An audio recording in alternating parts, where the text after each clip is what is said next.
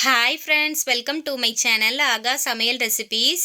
இன்றைக்கி நம்ம ஆகா சமையல் ரெசிபீஸில் சப்பாத்தி பூரிக்கெலாம் பக்காவான ஒரு சைடிஷ் ரெசிபி தான் பார்க்க போகிறோம். கருப்பு கொண்டக்கடலை கறி எப்படி பண்ணுறதுன்னு தான் பார்க்க போகிறோம். வாங்க ஃப்ரெண்ட்ஸ், வீடியோக்குள்ளே போகலாம். அடுப்பான் பண்ணி ஒரு கடாய் வச்சுக்கோங்க. கடாய் சூடானதும் 1 டீஸ்பூன் சீரகம், 1 டீஸ்பூன் சோம்பு, 1/2 டீஸ்பூன் மிளகு, ஒரு பிரியாணி இலை, ஒரு துண்டு பட்டை, 4 கிராம்பு, 2 ஏலக்காய், ஒரு நட்சத்திர சோம்பு சேர்த்துட்டு கூடவே 5-6 முந்திரி பருப்பும் சேர்த்து இதை ஒரு 2 நிமிஷம் நல்லா வதக்கி எடுத்துக்கோங்க. சீரகம் பெருஞ்சீரகம்லாம் கலர் மாதிரி வர அளவுக்கு வறுத்தெடுத்துக்கோங்க.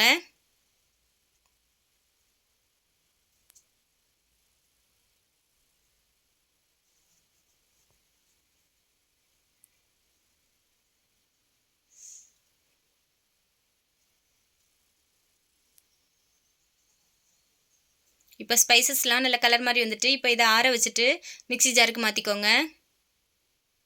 இப்போ இதை ஒரு பவுடராக அரைச்சி எடுத்துகிட்டு வந்துடுங்க. இப்போ இது கூடவே ஒரு பெரிய வெங்காயத்தை கட் பண்ணி சேர்த்துக்கோங்க.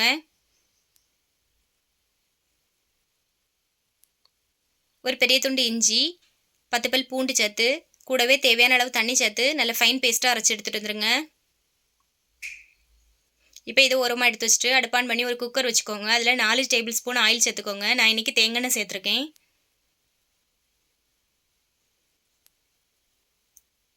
ஆயில் சூடானதும் 1 டீஸ்பூன் சீரகம் சேர்த்துக்கோங்க. சீரகம் பொரிஞ்சதும் நம்ம அரைச்சி எடுத்து வச்சுருக்க ஸ்பைசஸை சேர்த்துக்கோங்க.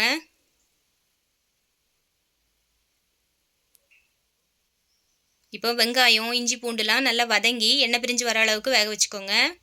இப்போ ஒரு மிக்ஸி ஜாரில் 2 தக்காளி பழத்தை கட் பண்ணிட்டு சேர்த்துட்டு அரைச்சி எடுத்துகிட்டு வந்துடுங்க. இப்போ வெங்காயம் இஞ்சி பூண்டில் இருக்க பச்சை ஸ்மெல்லாம் போய் நல்லா வதங்கி வந்திருக்கு. இப்போ இது கூடவே மசாலா பொருட்கள் சேர்த்துக்கலாம். 1 டேபிள் ஸ்பூன் வத்தல் தூள், 1/2 டேபிள் ஸ்பூன் மல்லித்தூள், 1/4 டீஸ்பூன் மஞ்சள் தூள், தேவையான அளவு உப்பு சேர்த்து நல்லா வதக்கிக்கோங்க. மசாலாவில் இருக்க பச்சை ஸ்மெல் போகிற அளவுக்கு வதக்கிக்கோங்க. இப்போ இது கூடவே அரைச்சி வச்சுருக்க தக்காளி விழுதை சேர்த்துக்கோங்க. தக்காளி நல்லா வெந்து எண்ணெய் பிரிஞ்சு வர அளவுக்கு வேக வச்சுக்கோங்க. இப்போ தக்காளி வந்து எண்ணெய் பிரிஞ்சு வந்திருக்கு. இப்போ இதை நல்லா வதக்கிட்டு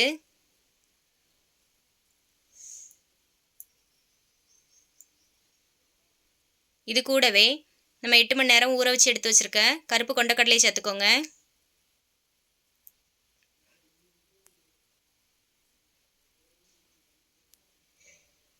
இப்போ இதை ஒரு நிமிஷம் வதக்கி விட்டுக்கோங்க.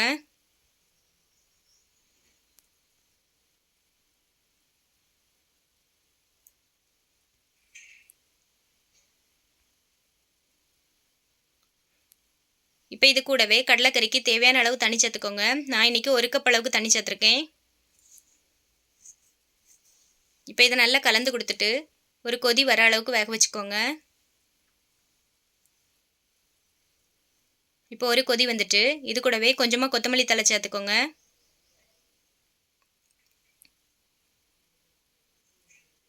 இப்போ குக்கர் மூடி போட்டு ஹை ஃப்ளேமில் வச்சு 5 விசில் வேக வச்சு எடுத்துக்கோங்க.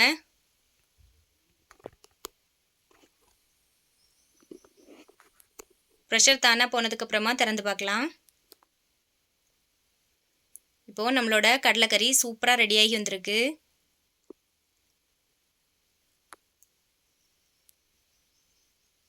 நீங்களும் இந்த மாதிரி ஒரு வாட்டி கடலைக்கறி ட்ரை பண்ணி பாருங்கள். உங்களுக்கு இந்த வீடியோ பிடிச்சிருந்துன்னா நம்மளோட சேனலை சப்ஸ்கிரைப் பண்ணுங்கள், லைக் பண்ணுங்கள், ஷேர் பண்ணுங்கள், கமெண்ட் பண்ணுங்கள். தேங்க்ஸ் ஃபார் வாட்சிங்.